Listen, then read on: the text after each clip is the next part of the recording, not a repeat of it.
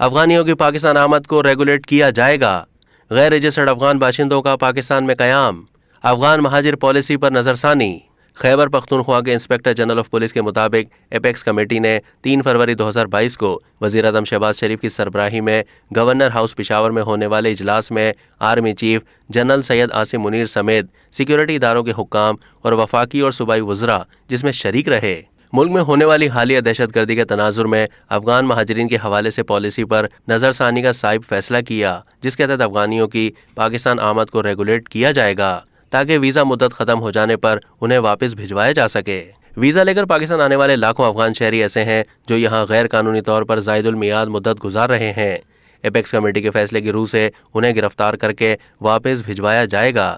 جب 1979 میں Soviet union نے افغانستان پر حملہ کیا تو پاکستان نے لاکھوں افغانوں کی مہمان نوازی کی۔ 9/11 کے بعد امریکی فوج کے وہاں داخلے پر افغان شہریوں کی مزید تعداد نے ایران اور پاکستان میں پناہ لی۔ ایران نے کیمپوں میں رکھتے ہوئے ان کی نقل و حرکت محدود رکھی، تاہم حکومت پاکستان نے صدیوں پرانے رشتے اور بھائی چارے کی بنیاد پر ان پر کوئی پابندی نہیں لگائی، لیکن انہیں نقل و حرکت کے تابع نہ کیے جانے سے بہت سی پیچیدگیاں پیدا ہوئیں۔ ملک میں سیکیورٹی کے گھمبیر مسائل کا سر اٹھانا ایسے شواہد کو ظاہر کرتا ہے جن میں افغان مہاجرین کی شکل میں دہشت گردوں کے سہولت کار ملوث ہیں۔